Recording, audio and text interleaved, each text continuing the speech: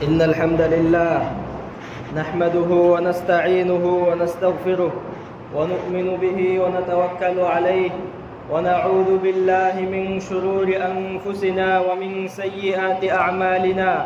من يهده الله فلا مضل له ومن يضلل فلا هادي له، وأشهد أن لا إله إلا الله وحده لا شريك له، وأشهد أن محمدا عبده ورسوله صلى الله عليه وعلى آله وأصحابه وأزواجه ومن تبعهم بإحسان إلى يوم الدين.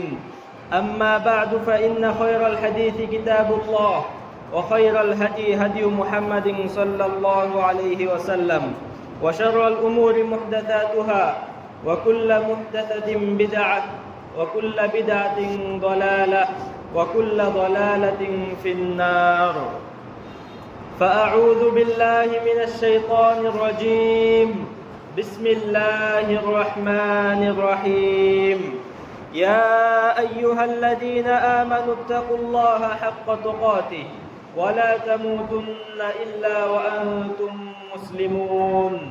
يا أيها الناس اتقوا ربكم الذي خلقكم من نفس واحدة وخلق منها زوجها وبث منهما رجالا كثيرا ونساء، واتقوا الله الذي تساءلون به والأرحام إن الله كان عليكم رقيبا. يا أيها الذين آمنوا اتقوا الله وقولوا قولا سديدا يصلح لكم أعمالكم ويغفر لكم ذنوبكم، ومن يطع الله ورسوله فقد فاز فوزا عظيما. وقال الله تعالى في موضع آخر: لتجدن أشد الناس عداوة للذين آمنوا اليهود والذين أشركوا، ولتجدن أقربهم مودة للذين آمنوا الذين قالوا إنا نصارى، ذلك بأن منهم قسيسين ورهبانا وأنهم لا يستكبرون. আলহামদুলিল্লাহ, সমস্ত প্রশংসা একমাত্র আল্লাহ রাব্বুল আলামিনের জন্য, যে আল্লাহ রাব্বুল আলামিন আমাদেরকে আজকে সপ্তাহের শ্রেষ্ঠ দিনে সুস্থ অবস্থায় আল্লাহর মসজিদে উপস্থিত হয়ে কিছু ইবাদত বন্দেগী করার, কিছু কথা আমাকে বলার, আপনাদেরকে শোনার এবং সর্বোপরি আল্লাহর জন্য কিছু সময় ব্যয় করার জন্য সুযোগ করে দিয়েছেন। তাই সকলেই বলি আলহামদুলিল্লাহ। দুরূদ এবং সালাম বর্ষিত হোক আমাদের প্রিয় নবী, শেষ নবী, রাহমাতুল লিল আলামিন মুহাম্মদুর রাসূলুল্লাহ সাল্লাল্লাহু আলাইহি ওয়াসাল্লামের উপর। সকলেই পড়ি আল্লাহুম্মা সাল্লি আলাইহি আল্লাহুম্মা বারিক আলাইহি। সম্মানিত মুসলিম ভাইরা এবং পর্দার আড়ালের মা ও বোনেরা, আজকে জুমার এই সংক্ষিপ্ত সময়ে আমরা যে বিষয় নিয়ে আলোচনা করব, যে বিষয় সম্পর্কে জানার চেষ্টা করব, সেটি হচ্ছে আল্লাহ রাব্বুল আলামিন পবিত্র কোরআনে আমাদেরকে যাদের শত্রু হিসেবে চিহ্নিত করেছেন, আমাদের শত্রু হিসেবে যাদেরকে চিহ্নিত করেছেন পবিত্র কোরআনে, এবং যে জাতিরা সবসময় মুহাম্মদ সাল্লাল্লাহু আলাইহি ওয়াসাল্লাম থেকে শুরু করে পরবর্তী সময় পর্যন্ত মুসলিম জাতির পিছনে লেগেছিল এবং এখনো লেগে আছে, এমন এক জাতি সম্পর্কে আমরা চিনার চেষ্টা করব, যে জাতিরা হলো কতালাতুল আম্বিয়া, অর্থাৎ নবীদের হত্যাকারী জাতি হিসাবে পরিচিত। এমন এক জাতি সম্পর্কে আমরা জানার চেষ্টা করব, যে জাতিরা তাদের মন মতো যদি কোনো নবী রাসূল না আসতো, তারা ওই নবী রাসূলদেরকে ধরে ধরে মেরে ফেলতো। সম্মানিত ভাই বোনেরা, এই জাতি হচ্ছে ইহুদি জাতি। ইহুদি জাতি কারা? যদি আমরা ইহুদিদের পরিচয় সম্পর্কে জানতে চাই, তাহলে আমরা দেখব যে ইহুদি হচ্ছে যারা মনে করে তারা মূসা আলাইহিস সালাম এর অনুসারী, যারা মনে করে তারা মূসা আলাইহিস সালামের অনুসারী এবং তাদের উপর যে কিতাব নাজিল হয়েছিল সেটি ছিল তাওরাত, এটি তারা দাবি করে। আজকে আমরা আরো কিছু জানার চেষ্টা করব যে তারা মুহাম্মদ রাসূলুল্লাহ সাল্লাল্লাহু আলাইহি ওয়াসাল্লামের সাথে কেমন ব্যবহার করেছিল। তারা কি শেষ নবীকে মেনে নিয়েছিল নাকি এই নবীর বিরুদ্ধে ষড়যন্ত্র করেছিল? মুসলিম ভাই বোনেরা আমার, এই ইহুদি জাতিরা এমন এক জাতি যাদেরকে আল্লাহ রাব্বুল আলামিন পবিত্র কোরআনের সূরা ফাতিহাতে শুরুতেই তাদের উপর আল্লাহর গজব তথা ক্রোধ নেমেছে এই জাতি হিসেবে চিহ্নিত করে দিয়েছেন। আমরা যদি সূরা ফাতিহা, যেটি আমরা প্রতিদিন নামাজের মধ্যে তেলাওয়াত করি, সেটির দিকে লক্ষ্য করি, আল্লাহ তাআলা বলেছেন যে গায়রিল মাগদুবি আলাইহিম ওয়ালাদ-দাল্লিন, অর্থাৎ হে আল্লাহ আমাকে ভালো পথ দেখাও, কিন্তু এই দুই ধরনের দলের পথ দেখাও না, যারা হচ্ছে আল্লাহর রাগান্বিত এবং যারা পথভ্রষ্ট। আব্দুল্লাহ বিন আব্বাস রাদিয়াল্লাহু আনহুমা উনি এই আয়াতের ব্যাখ্যা করতে গিয়ে বলেছেন যে এখানে রাগান্বিত জাতি বলতে বলা হয়েছে ইহুদি জাতি, তাদের উপর আল্লাহ তাআলার গজব, কারণ হচ্ছে তাদের কাছে পর্যাপ্ত পরিমাণে জ্ঞান ছিল কিন্তু তারা সেই অনুযায়ী আমল করে নাই। এবং পথভ্রষ্ট জাতি হিসেবে বোঝানো হয়েছে খ্রিস্টানদেরকে, যারা আল্লাহ তাআলার ইবাদত করত অজ্ঞতা স্বরূপ, তারা জানতো না, না জেনেই আল্লাহ তাআলার ইবাদত করত। সম্মানিত মুসলিম ভাই বোনেরা আমার, এই ইহুদি জাতিরা রাসূলুল্লাহ সাল্লাল্লাহু আলাইহি ওয়াসাল্লামের যুগে মদিনাতে বসবাস করত। মদিনাতে 3টি ইহুদি গোত্র ছিল, বনু কুরাইজা, বনু কাইনুকা এবং বনু নাজির। এই 3টি গোত্র মদিনাতে অবস্থান করত। আমরা জানি জাহিলি যুগে বিভিন্ন দলের সাথে, বিভিন্ন এলাকার সাথে, বিভিন্ন গোত্রের সাথে ঝগড়া ফাসাদ লেগেই থাকতো। তো যদি কখনো এই ইহুদিরা অন্যান্য মুশরিকদের সাথে কখনো ঝগড়া লাগতো, তাহলে সবসময় তারা বলতো যে অচিরেই আমাদের কাছে এমন একজন নবী আসবে যিনি হবেন শেষ নবী, এবং এই নবীকে আমরা চিনি কারণ এই নবীর গুণাবলী আসমানি গ্রন্থ তাওরাত এবং ইনজিলে বর্ণিত হয়েছে। এই নবী আসলে এই নবীকে নেতা বানিয়ে আমরা ইহুদিরা তোমরা মুশরিকদের বিরুদ্ধে যুদ্ধ করব। অর্থাৎ তারা অপেক্ষায় ছিল যে কখন এই শেষ নবী আসবে, যেটির কথা আল্লাহ তাআলা পবিত্র কোরআনের সূরা বাকারাতে উল্লেখ করেছেন যে ওয়ালাম্মা জাআহুম কিতাবুম মিন ইনদিল্লাহি মুসাদ্দিকুল লিমা মাআহুম ওয়া কানু মিন ক্বাবলু ইস্তাফতিহুনা আলাল্লাযীনা কাফারু ফালাম্মা জাআহুম মা আরাফু কাফারু বি ফালা'নাতুল্লাহি আলাল কাফিরিন। অর্থাৎ যখন মুহাম্মদ সাল্লাল্লাহু আলাইহি ওয়াসাল্লাম এই ইহুদিদের কাছে আসলো এমন এক বিষয় নিয়ে, এমন এক কোরআন নিয়ে, যেই কোরআন তাদের যে প্রকৃত তাওরাত ছিল সেটিকে সত্যায়ন করে, সেটিকে মানে যে এটি আসমানি গ্রন্থ ছিল, যদিও তারা এটাকে পরিবর্তন করে ফেলেছে। যখন মুহাম্মদ সাল্লাল্লাহু আলাইহি ওয়াসাল্লাম এই কথা তাদেরকে বলল, তারা কিন্তু এই মুহাম্মদ সাল্লাল্লাহু আলাইহি ওয়াসাল্লামকে মেনে নেয়নি। অথচ ইতিপূর্বে যখন কাফেরদের সাথে যুদ্ধ লাগতো, তখন এই ইহুদিরা বলতো যে অচিরেই আমরা আমাদের নবীদেরকে সাথে নিয়ে, আমাদের শেষ নবীকে সাথে নিয়ে তোমাদের সাথে যুদ্ধ করব, তোমাদের বিরুদ্ধে। কিন্তু এখন প্রশ্ন হচ্ছে কেন তারা মেনে নেয়নি? মেনে না নেওয়ার কারণ হচ্ছে বনি ইসরাঈল ছিল বনি ইসরাঈল অর্থাৎ ইয়াকুব আলাইহিস সালামের বংশধর থেকে। তারা দাবি করত বা তারা এটা চাইছিল যে শেষ নবীও যেন এই বংশধর থেকেই হয়। কিন্তু আল্লাহ রাব্বুল আলামিনের ইচ্ছা ছিল তিনি ইসমাঈল আলাইহিস সালামের বংশধর থেকে মুহাম্মদ সাল্লাল্লাহু আলাইহি ওয়াসাল্লামকে প্রেরণ করেছেন। এটি ইহুদিদের কাছে পছন্দ হয়নি। এটি ইহুদিরা মেনে নিতে পারেনি যে আমাদের গোত্রবাদে অন্য গোত্র থেকে শেষ নবী আসবে, এটি তারা মেনে নিতে পারেনি। ফলে তারা এই মুহাম্মদ সাল্লাল্লাহু আলাইহি ওয়াসাল্লামকে মেনে নেয়নি। শুধু যদি মেনে না নিয়ে ক্ষান্ত হতো তাহলে কতই না ভালো ছিল। কিন্তু তারা শুধুমাত্র এতটুকু করে চুপ থাকেনি, বরং তারা বিভিন্ন সময় মুহাম্মদ সাল্লাল্লাহু আলাইহি ওয়াসাল্লামের সাথে এমন কিছু আচরণ করেছে, এমন কিছু ব্যবহার করেছে যেগুলো ইতিহাস যদি আপনারা শোনেন তাহলে অবাক হয়ে যাবেন। প্রিয় মুসলিম ভাই বোনেরা আমার, এই ইহুদি জাতি তারা মুহাম্মদ সাল্লাল্লাহু আলাইহি ওয়াসাল্লামকে এমনভাবে চিনত যেমনভাবে একজন ব্যক্তি আমরা আমাদের সন্তানদেরকে চিনে পাই।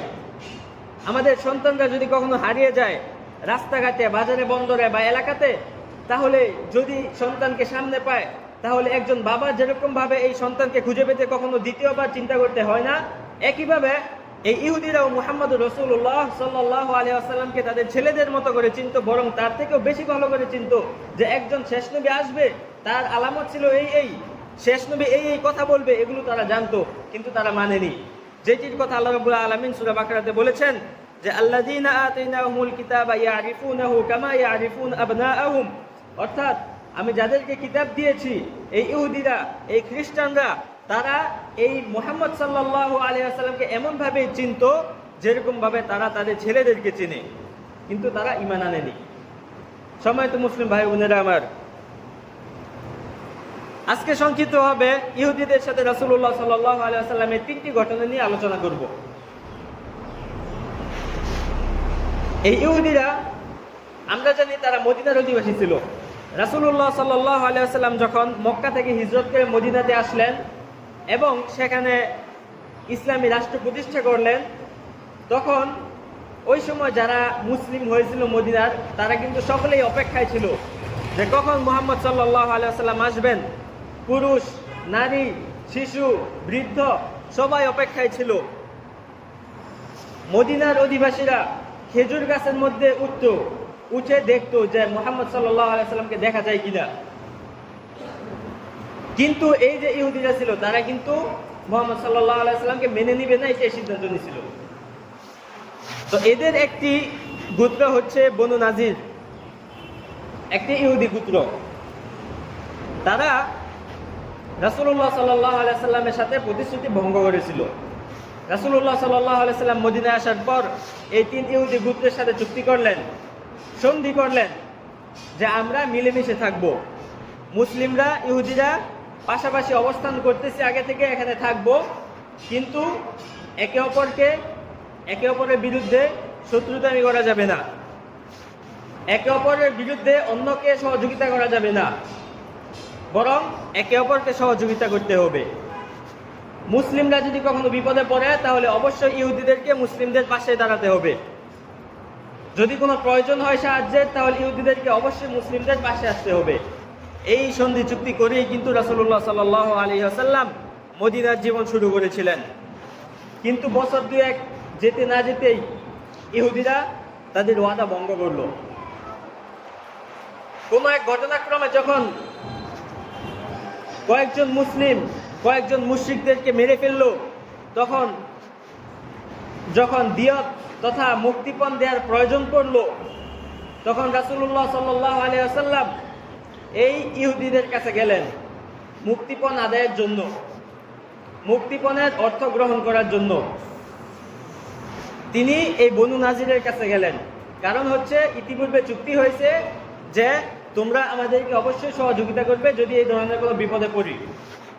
তো রাসূলুল্লাহ সাল্লাল্লাহু আলাইহি ওয়াসাল্লাম এই চুক্তির উপর ভিত্তি করে তিনি আবু বকর রাদিয়াল্লাহু আনহু, প্রথম খলিফা ওমর রাদিয়াল্লাহু আনহু সহ আরো 2-1 জন সাহাবী গেলেন ওই বনু নাজিরের কাছে। এই বনু নাজির, এই গোত্রের কাছে যখন রাসূলুল্লাহ সাল্লাল্লাহু আলাইহি ওয়াসাল্লাম গেলেন, তখন এরা রাসূলুল্লাহ সাল্লাল্লাহু আলাইহি ওয়াসাল্লামকে স্বাগতম জানালেন যে আসেন, বসেন। একটি দেয়ালের পাশে বসার জন্য জায়গা করে দিল ওই ইহুদিরা। রাসূলুল্লাহ সাল্লাল্লাহু আলাইহি ওয়াসাল্লাম বসে আছেন, আবু বকর রাদিয়াল্লাহু আনহু, ওমর রাদিয়াল্লাহু আনহু সহ কয়েকজন সাহাবী বসে আছেন। এরপরে এই ইহুদিরা দেয়ালের পিছনে অন্য রুমে চলে গিয়ে তারা আলোচনা করতেছে যে আমরা তো মুহাম্মদকে বিশ্বাস করি না, কিন্তু এখন এমন একটি সুযোগ এসেছে যে সুযোগটা দ্বিতীয়বার আসবে বলে মনে হয় না। এই সুযোগে যদি আমরা মুহাম্মদকে মেরে ফেলতে পারি তাহলে কিন্তু আমরা বিজয় লাভ করলাম, তাহলে কিন্তু মুহাম্মদ আর মদিনায় কর্তৃত্ব দেখাতে পারবে না, তাহলে ইহুদিরা আমরা জয়ী হয়ে গেলাম। তারা এমন একটি মনোভাব নিয়ে অন্য রুমে গিয়ে কয়েকজন আলোচনা করতে লাগলো। একজন বলতেছে যে এখানকার মধ্যে তোমাদের মধ্যে কে একটি বড় পাথর নিয়ে দেয়ালের উপর থেকে রাসূলের উপরে পাথর নিক্ষেপ করতে পারবে। তারপর একজন ইহুদি রাজি হলো যে আমি বড় এক পাথর নিয়ে বিপরীত পিছন দিক থেকে এসে রাসূলুল্লাহ সাল্লাল্লাহু আলাইহি সাল্লামের উপরে পাথর চাপা দিয়ে মেরে ফেলবো। তখন এই ইহুদি যখন পাথর নিয়ে যাবে রাসূলুল্লাহ সাল্লাল্লাহু আলাইহি সাল্লামকে মারার জন্য, এই ব্যক্তি ছাদের উপরে ওঠার আগেই আল্লাহ রাব্বুল আলামিন রাসূলুল্লাহ সাল্লাল্লাহু আলাইহি সাল্লামের উপরে ওহী নাযিল করলেন। জিবরিল আলাইহিস সালাম চলে আসলেন, ওহী নাযিল করে জানালেন যে এই ইহুদিরা ওয়াদা ভঙ্গ করেছে, তারা আপনাকে মারার জন্য এই প্রস্তুতি নিচ্ছে। তখন রাসূলুল্লাহ সাল্লাল্লাহু আলাইহি সাল্লাম একটু বিলম্ব না করে সরাসরি চলে আসলেন, ওই গোত্র থেকে সাহাবীদেরকে নিয়ে মদিনাতে চলে আসলেন। কারণ তারা ওয়াদা ভঙ্গ করেছে। রাসূলুল্লাহ সাল্লাল্লাহু আলাইহি সাল্লাম মদিনাতে ফিরে আসার পরে সাহাবীদেরকে একত্র করে এই বনু নাজিরের বিরুদ্ধে রাসূলুল্লাহ সাল্লাল্লাহু আলাইহি সাল্লাম অভিযান প্রেরণ করলেন। রাসূলুল্লাহ সাল্লাল্লাহু আলাইহি সাল্লাম নিজেও অংশগ্রহণ করলেন। এই ইহুদিদেরকে তাদেরকে তাদের প্রকৃত পাওনা বুঝিয়ে দেওয়ার জন্য বেশ কয়েকদিন যাবৎ তাদেরকে তাদের বাড়ির মধ্যে, তাদের এলাকার মধ্যে বন্দী করে রেখেছিলেন। এরপর যখন তারা আর পারতেছিল না, তখন তারা রাসূলুল্লাহ সাল্লাল্লাহু আলাইহি সাল্লামের নিকট আত্মসমর্পণ করলো। তখন রাসূলুল্লাহ সাল্লাল্লাহু আলাইহি সাল্লাম তাদেরকে মদিনা থেকে বের হয়ে যাওয়ার নির্দেশ দিয়েছেন, এই শর্তে যে তারা তাদের মালামাল কোনো বোঝাই করে নিয়ে যেতে পারবে না, শুধুমাত্র তাদের বাচ্চা এবং মহিলাদেরকে নিয়ে অস্ত্রশস্ত্র ব্যতি রেখে সাধারণ মালামাল নিয়ে তারা মদিনা থেকে যেন চলে যায়। এরপর বনু নাজির গোত্র মদিনা থেকে চলে গেল। সম্মানিত মুসলিম ভাই বোনেরা, একবার চিন্তা করুন কতটুকু ওয়াদা ভঙ্গকারী হলে এই ইহুদিরা একজন রাসূলের বিরুদ্ধে এরকম ষড়যন্ত্র করতে পারে। যে রাসূলদেরকে তারাও মনে মনে জানে যে ইনি রাসূল, কিন্তু তারা অহংকার বশত, যেহেতু আমার গোত্র থেকে নবী হলো না, এজন্য অহংকার বশত তারা এই নবীকে মেরে ফেলার পর্যন্ত চেষ্টা করেছে। শুধুমাত্র এই নবীকে না, আল্লাহ রাব্বুল আলামিন পবিত্র কোরআনে বলেছেন যে আওয়াকুল্লামা জাআকুম রাসূলুম বিমা লা তাহওয়া আনফুসুকুম ইস্তাকবারতুম ফাফারিকান কাযাবতুম ওয়া ফারিকান তাকতুলুন, যে যতবারই তোমাদের কাছে রাসূল এসেছেন, নবী এসেছেন, যখন তোমাদের মন মতো হয় না কোনো নবী অথবা কোনো রাসূল যদি মন মতো না হয়, তাহলে তোমরা অহংকার করো, অহংকার করে এই নবী রাসূলদেরকে মিথ্যা প্রতিপন্ন করো এবং এই অহংকার করে এই নবী রাসূলদেরকে তোমরা হত্যা করো। নাউজুবিল্লাহ। সম্মানিত মুসলিম ভাই বোনেরা, এই ছিল ইহুদিদের চরিত্র।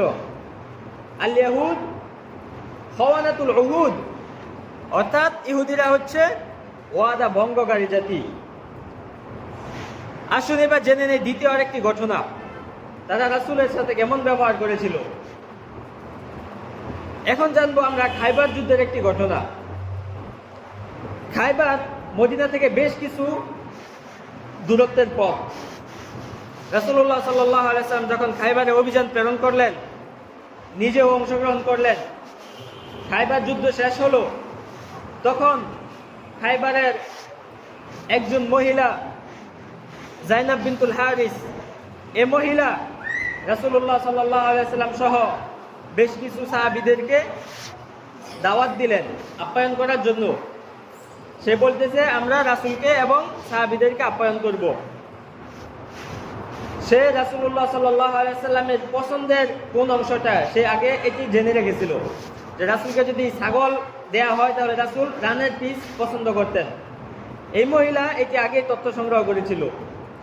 এই মহিলা এই ছাগলের যে খাসিকে যে রান্না করে দিল রাসূলের সামনে এবং সাহাবীদের সামনে, এর মধ্যে বিষ মিশিয়ে দিল এবং রাসূল যে অংশটি খেতে পছন্দ করেন ওই অংশের মধ্যে আরো বেশি করে বিষ মিশিয়ে দিল।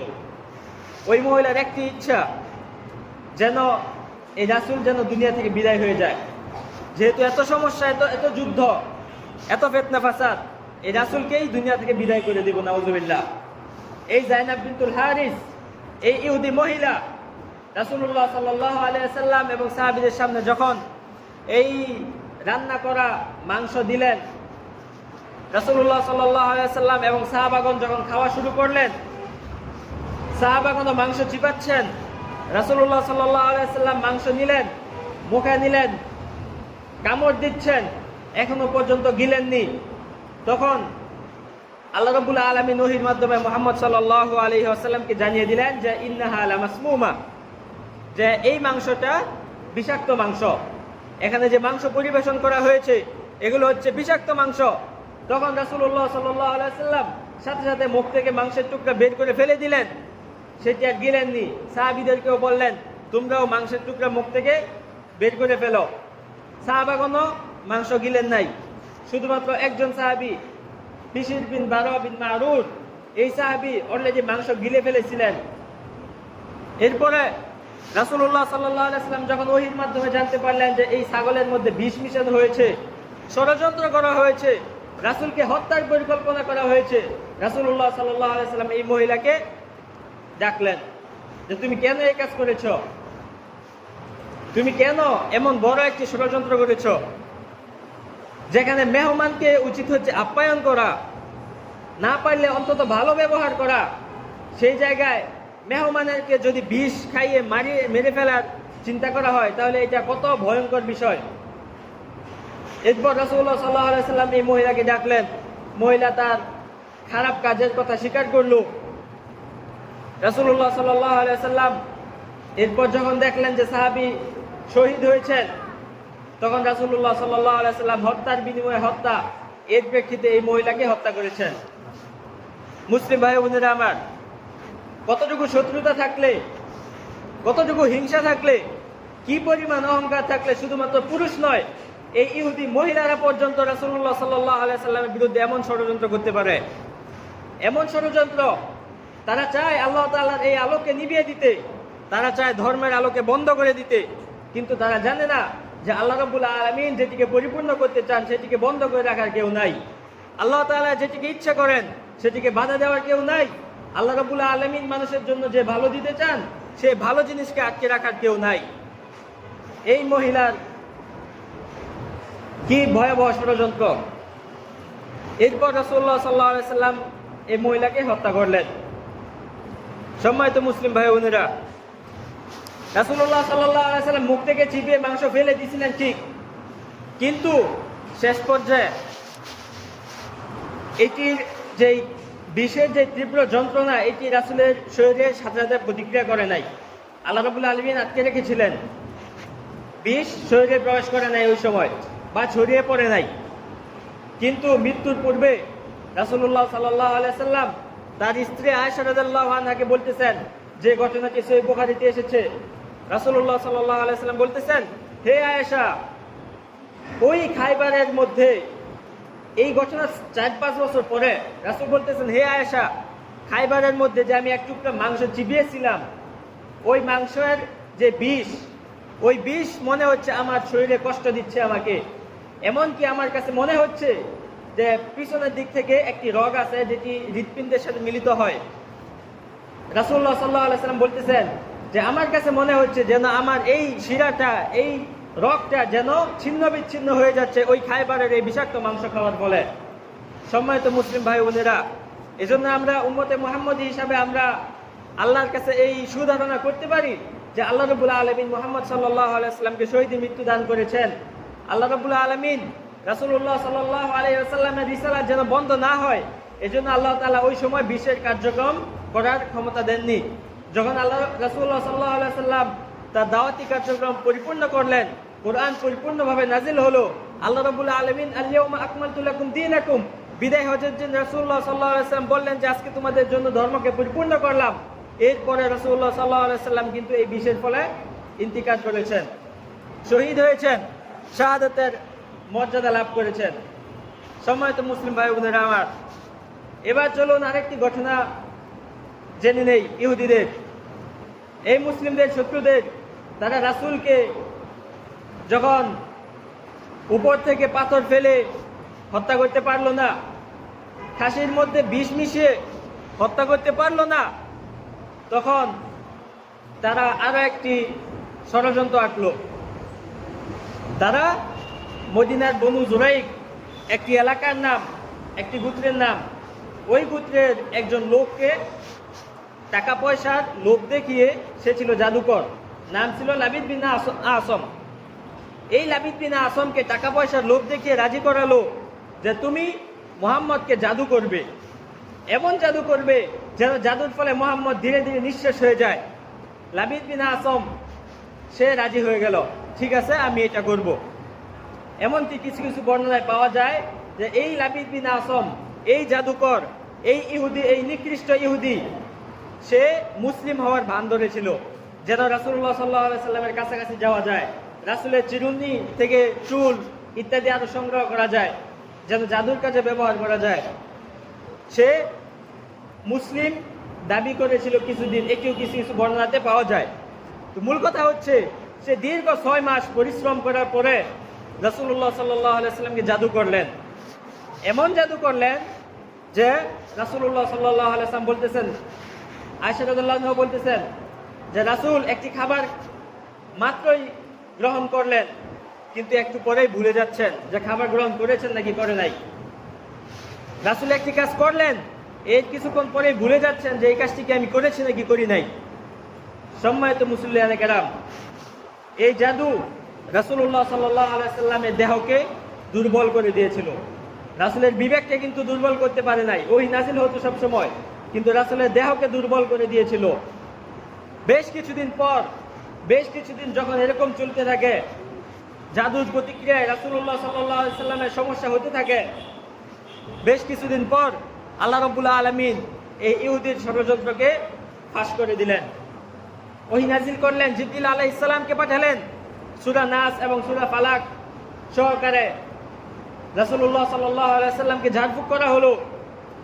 এবং এই জাদু যে বনু জুরাইকের ওই গোত্রের একটি কূপের নিচে একদম গভীরভাবে জাদুকে লুকিয়ে রাখা ছিল। রাসূলুল্লাহ সাল্লাল্লাহু আলাইহি সাল্লামকে ওহীর মাধ্যমে জানানো হলো। রাসূলুল্লাহ সাল্লাল্লাহু আলাইহি সাল্লাম লোক পাঠিয়ে ওই জাদুকে উদ্ধার করলেন, নষ্ট করলেন। এরপর রাসূলুল্লাহ সাল্লাল্লাহু আলাইহি সাল্লাম একদম পরিপূর্ণ সুস্থ হয়ে গেলেন। সম্মানিত মুসল্লিয়ানে কেরাম, এই একবার চিন্তা করুন, সরাসরি চেষ্টা করেছে কয়েকবার, সরাসরি ষড়যন্ত্র করার চেষ্টা করেছে, হত্যা করার চেষ্টা করেছে, কিন্তু পারে নাই। এরপর কিন্তু গোপনে রাসূলকে হত্যা করার জন্য পরিকল্পনা করতেছে, গোপনে শেষ করে দেওয়ার। আমরা জানি জাদুটা কতটুকু ভয়ঙ্কর, বর্তমান যুগেও আমরা জানি, বিভিন্ন সময় বিভিন্ন জায়গা থেকে আমরা শুনতে পারি, যেটি আল্লাহ পবিত্র কোরআনেও বলেছেন যে আল্লাহ তাআলা যখন পরীক্ষা করার জন্য হারুত এবং মারুতকে পাঠিয়েছিল জাদু শিক্ষা দেওয়ার জন্য, যে জাদুর মাধ্যমে স্বামী এবং স্ত্রীর মধ্যে কিন্তু ঝগড়া লাগিয়ে দেওয়া যায়, জাদুর মাধ্যমে একজন সুস্থ ব্যক্তিকে তিলে তিলে শেষ করে দেওয়া যায়, জাদুর মাধ্যমে একজন ব্যক্তির চিন্তা শক্তিকে নষ্ট করে দেওয়া যায়, জাদুর মাধ্যমে মানুষের হাত পা অবশ করে ফেলা যায়। এই কালো জাদু, এই কুফরি জাদু, এই কুফরি কালাম করার মাধ্যমে এখনো কিন্তু অনেক মানুষ, যদি কারোর সাথে শত্রুতা থাকে, সরাসরি কিছু করতে পারে না, তখন বিভিন্ন যাকে জাদু করতে চায় তার বিভিন্ন চুল, নখ, কাপড় ইত্যাদি সংগ্রহ করে এই খারাপ জিনদের মাধ্যমে, খারাপ শয়তান, এই শয়তানের মাধ্যমে জাদু করে পিছন থেকে শেষ করে দেওয়ার জন্য। এগুলো হচ্ছে কুফরি কাজ। তো এই কুফরি কাজ আরো আগে থেকেই ছিল। রাসূলুল্লাহ সাল্লাল্লাহু আলাইহি সাল্লামকেও জাদু করা হয়েছে, কিন্তু তারপর থেকে যখন আল্লাহ রাব্বুল আলামিন নাস, ফালাক এবং ইখলাস সহ আরো বিভিন্ন দোয়া শিক্ষা দিলেন, ওই শিক্ষাগুলো যদি আমরাও আমল করি, তাহলেও আশা করা যায় আমাদেরকে জাদু সহকারে বিভিন্ন বদনজর, হিংসা, এগুলো আমাদেরকে আগ্রাস করবে না। ইনশাআল্লাহ আল্লাহ তাআলা আমাদেরকে এগুলো থেকে রক্ষা দিবেন। সম্মানিত মুসল্লিয়ানে কেরাম, এই ইহুদি জাতিরা রাসূলুল্লাহ সাল্লাল্লাহু আলাইহি ওয়াসাল্লামের যুগে সবগুলি গোত্রই রাসূলের সাথে ওয়াদা ভঙ্গ করেছে। বনু নাজিরের ঘটনা আমরা শুনলাম, বনু কুরাইজার ঘটনা একই। আহজাবের যুদ্ধের সময় যখন মুসলিমরা বের হয়ে গেল যুদ্ধ করার জন্য, মহিলারা এবং বাচ্চারা মদিনাতে, তখনও এই বনু কুরাইজা ওরা রাসূলুল্লাহ সাল্লাল্লাহু আলাইহি ওয়াসাল্লামের সাথে করা চুক্তিকে ভঙ্গ করলো। তারা মুসলিমদেরকে শেষ করে দেওয়ারও পরিকল্পনা করেছিল, কিন্তু আল্লাহ রাব্বুল আলামিন এগুলোকে জানিয়ে দিলেন, তাদের ষড়যন্ত্র নস্যাৎ করে দিলেন। ফলে বনু কুরাইজার সকলকে, যারা যুদ্ধের উপযুক্ত ছিল, 400 থেকে 600 জন, আবার কেউ কেউ বলেছেন 500 জন, এরকম যোদ্ধা ছিল। রাসূল একজন একজনকে ধরে ধরে এই প্রত্যেক যোদ্ধাকে কিন্তু হত্যা করেছেন। এতটাই ভয়ঙ্কর জাতি ইহুদি জাতি, এতটাই খারাপ জাতি। কতটুকু খারাপ হলে আল্লাহ রাব্বুল আলামিন পবিত্র কোরআনে একথা বলতে পারেন, যেটি খুতবা শুরুতে পড়া হয়েছে, যে লাতাজিদান্না আশাদ্দান নাসি আদাওয়াতাল লিল্লাযিনা আমানুল ইয়াহুদ, যে হে মুহাম্মদ সাল্লাল্লাহু আলাইহি ওয়াসাল্লাম, তুমি মুমিনদের জন্য, মুমিনদের বিরুদ্ধে সবথেকে কঠিন শত্রু যাদেরকে পাবে শত্রু হিসাবে, সেটি হচ্ছে আল ইয়াহুদ, ইহুদিরা। এই ইহুদি জাতিরা হচ্ছে মুসলিম জাতির জন্য সবথেকে ভয়ঙ্কর শত্রু, সবথেকে বড় শত্রু। সুতরাং আমাদের উচিত আমরা যেন এই শত্রুদেরকে চিনি। দুনিয়াবি ক্ষেত্রে আমরা শত্রুদের থেকে অত্যন্ত সজাগ থাকি। সামাজিকভাবে যদি আমরা সবসময় জানার চেষ্টা করি যে আমার শত্রু কে আছে, আমার বিরুদ্ধে কে কে লাগতে পারে, তাদের থেকে আমরা কিন্তু সতর্ক থাকি। পারিবারিকভাবেও আমরা জানার চেষ্টা করি যে কে আমার পরিবারের সাথে শত্রুতামি করতেছে তাদের থেকে যেন আমরা রক্ষা পেতে পারি, এরকম কিন্তু আমরা মাধ্যম গ্রহণ করি। তাহলে ধর্মীয় ক্ষেত্রে তথা ইসলামের ক্ষেত্রে আমাদের শত্রু কারা এই চিনা কিন্তু আরো বেশি জরুরি। কারণ হচ্ছে যদি আমরা আমাদের শত্রুদেরকে না জানতে পারি তাহলে কিন্তু আমরা শত্রুরা যখন কোনো ভালো কথা বলবে, শত্রুরা মনে হবে সাজিয়ে গুছিয়ে কোনো ভালো কথা বলবে, আমরা মুসলিমরা কিন্তু তাদের ফাঁদে পা দিয়ে দিব। আমরা মুসলিমরা যদি বুঝতে না পারি আমাদের শত্রুদেরকে, তাহলে কিন্তু আমরা তাদের কথা মেনে নিব। ফলে দুনিয়াতে আমরা ঠিকই তাদের কথা মেনে নিলাম, কিন্তু আখেরাতে কিন্তু বিপদ হবে। আমাদের মুসলিম জাতিদেরকে কিন্তু বিপদে পড়তে হবে যদি আমরা ইহুদিদের কথা মেনে নেই, ইহুদিদের ষড়যন্ত্রে পা দেই। আল্লাহ তাআলা যেন আমাদেরকে ইহুদিদের যত ধরনের ষড়যন্ত্র আছে সে সমস্ত ষড়যন্ত্রসমূহ জেনে এই সমস্ত ষড়যন্ত্রসমূহ থেকে সর্বপ্রথম আমাকে নিজেকে, তারপর আপনাদের সকলকে যেন আল্লাহ রাব্বুল আলামিন হেফাজত করেন, বলেন আমিন। আল্লাহ তাআলা যেন ইহুদিদের যে ষড়যন্ত্র আছে রাসূলের যুগ থেকে শুরু করে এখন পর্যন্ত তারা যে ষড়যন্ত্র করে আসতেছে, আল্লাহ তাআলা যেন তাদের ষড়যন্ত্রকে তাদের মধ্যে যেন নষ্ট করে দেয়, বলেন আমিন। আল্লাহ রাব্বুল আলামিন আমাদেরকে যেন কুরআন এবং সুন্নাহ মোতাবেক চলে দিনগুলোকে অতিক্রম করে আল্লাহ রাব্বুল আলামিনের সাথে সাক্ষাৎ করার তৌফিক দান করেন, বলেন আমিন। ওয়া আখিরু দাওয়ানা আনিল হামদুলিল্লাহি রাব্বিল আলামিন।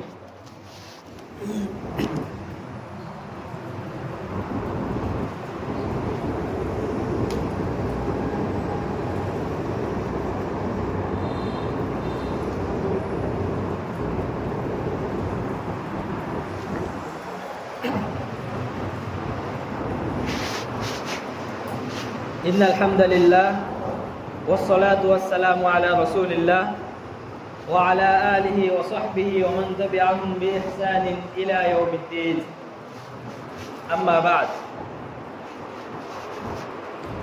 সম্মানিত মুসলিম ভাই ও বোনেরা, আমরা মুসলিম জাতির বড় শত্রু ইহুদিদের সম্পর্কে কিছু জানতে পারলাম, তাদের ষড়যন্ত্র সম্পর্কে জানলাম এবং তারা কিভাবে যুগে যুগে নবী এবং রাসূলদেরকে হত্যা করেছে সেগুলো জানলাম। তাহলে আমাদেরকে কিন্তু আরো একটি বিষয় সাথে জানতে হবে, সেটি হচ্ছে ইহুদিরা কিন্তু এখন শুধুমাত্র যে অস্ত্রের মাধ্যমে যুদ্ধ করে মুসলিমদেরকে শেষ করে দেওয়ার জন্য এরকম নয়, বরং তারা চিন্তার মাধ্যমে, চিন্তা চেতনার মাধ্যমে বুদ্ধিবৃত্তিক যুদ্ধ করে মুসলিমদেরকে শেষ করে দেওয়ার জন্য, তাদেরকে তাদের ধর্ম থেকে দূরে সরিয়ে দেওয়ার জন্য, মুসলিমদেরকে ভালো জিনিস থেকে দূরে রেখে খারাপ জিনিসে ব্যস্ত রাখার জন্য। এগুলোর মাধ্যমে তারা চায় সমস্ত বিশ্বকে শাসন করতে, মুসলিমদেরকে দুর্বল করে দিতে। তারা মুসলিমদের শান্তি হোক এটি তারা চায় না। তারা সন্ধি চুক্তির কথা বলে, কিন্তু তারা চুক্তির কথা মানে না। বর্তমান যুগেও বিভিন্ন জায়গায় এই ইহুদিরা কিন্তু মুসলিমদের উপর দখলদারিত্ব করতেছে। ফিলিস্তিন সহ বিভিন্ন জায়গায় এই ইহুদিরা মুসলিমদের জায়গা দখল করে এগুলোকে নিজের বলে দাবি করতেছে। ওই জায়গায় যারা অধিবাসী, যে মুসলিমরা একসময় ইহুদিদেরকে জায়গা দিয়েছিল থাকার জন্য, যেই মুসলিমরা ইহুদিদেরকে করুণা করেছিল, দয়া করেছিল, আশ্রয় দিয়েছিল, ওই ইহুদিরা যখন শক্তিশালী হলো তখন এই মুসলিমদেরকে তাদের ঘরবাড়ি থেকে বের করে দিল, নারী শিশু নির্বিচারে সবাইকে হত্যা করলো, ঘর ছাড়া করলো এবং নিজেদের জমি হিসাবে দাবি করলো। এই সেই ইহুদিরা।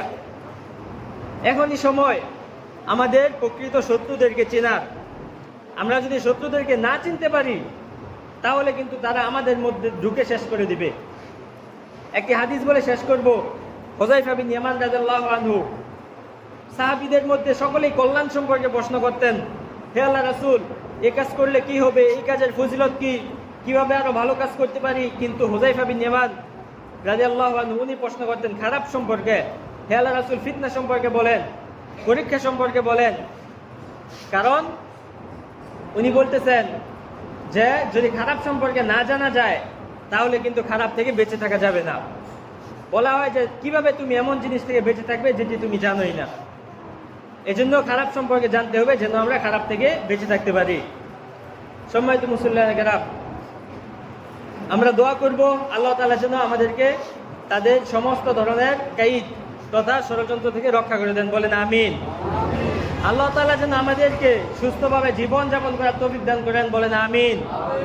আমাদের মধ্যে যারা বিগত হয়ে গেছেন, ইন্তিকাল করেছেন, আল্লাহ রাব্বুল আলামিন যেন তাদেরকে জান্নাত দান করুন, বলুন আমিন।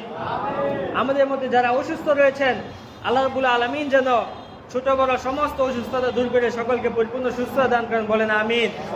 আমাদের মধ্যে যারা ঋণগ্রস্ত রয়েছেন, বিপদগ্রস্ত রয়েছেন, আল্লাহ তাআলা যেন সকলে ঋণ পরিশোধ করার এবং বিপদ দূর করার তৌফিক দান করেন, বলেন আমিন। আমাদের পিতামাতা, ভাই বোন, আত্মীয় স্বজন সহ যারাই বিভিন্ন সময় যে দোয়া চেয়েছেন বা বিভিন্ন সময় তারাও যখন কোনো বিপদে পড়েন, আল্লাহ রাব্বুল আলামিন যেন সকলকে রাস্তাঘাটের বিপদ থেকে রক্ষা করেন, বলেন আমিন। আল্লাহ তাআলা যেন আমাদেরকে ইহকালীন শান্তি এবং পরকালীন মুক্তি দান করেন, বলেন আমিন। আল্লাহ তাআলা যেন মুসলিমদের প্রতিটি ঘরকে শান্তি দ্বারা পরিপূর্ণ করে দেন, বলেন আমিন। আল্লাহ তাআলা যেন ইহুদিদের ষড়যন্ত্র থেকে সকলকে বেঁচে থাকার তৌফিক দান করেন, বলেন আমিন। ইন্নাল্লাহা ওয়া মালাইকাতাহু ইউসাল্লুনা আলান নবী ইয়া আইয়ুহাল্লাযীনা আমানু সাল্লু আলাইহি ওয়া সাল্লিমু তাসলিমা। আল্লাহুম্মা সাল্লি আলা মুহাম্মাদ ওয়া আলা আলি মুহাম্মাদ কামা সাল্লাইতা আলা ইব্রাহিম وعلى آل إبراهيم إنك حميد مجيد. اللهم بارك على محمد وعلى آل محمد كما باركت على إبراهيم وعلى آل إبراهيم إنك حميد مجيد. ربنا آتنا في الدنيا حسنة وفي الآخرة حسنة وقنا عذاب النار. رب ارحم والدينا كما ربونا صغارا. رب ارحم والدينا كما ربونا صغارا. رب ارحم والدينا كما ربونا صغارا. ربنا ظلمنا أنفسنا وإن لم تغفر لنا وترحمنا لنكونن من الخاسرين. ربنا لا تزغ قلوبنا بعد إذ هديتنا وهب لنا من لدنك رحمة إنك أنت الوهاب. اللهم وارض عن الخلفاء الراشدين المهديين أبي بكر وعمر وعثمان وعلي وعنا معهم بعفوك وكرمك يا أكرم الأكرمين. ربنا ظلمنا أنفسنا وإن لم تغفر لنا وترحمنا لنكونن من الخاسرين. سبحان ربك رب العزة عما يصفون وسلام على المرسلين والحمد لله رب العالمين. قوموا للصلاة.